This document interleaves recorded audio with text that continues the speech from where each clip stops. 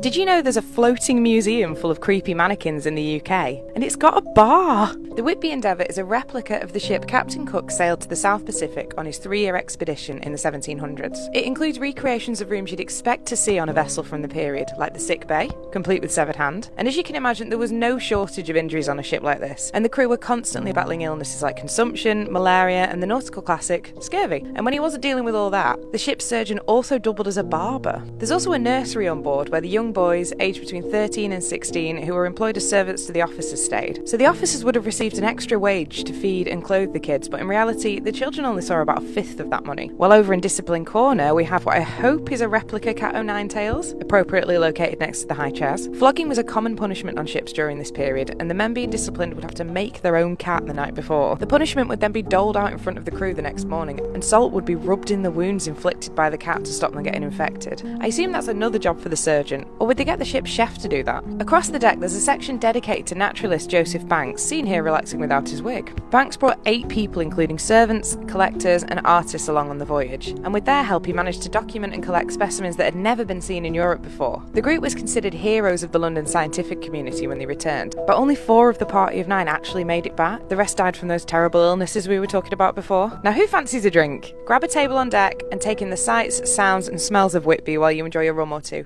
I hear it keeps scurvy away. See you next time!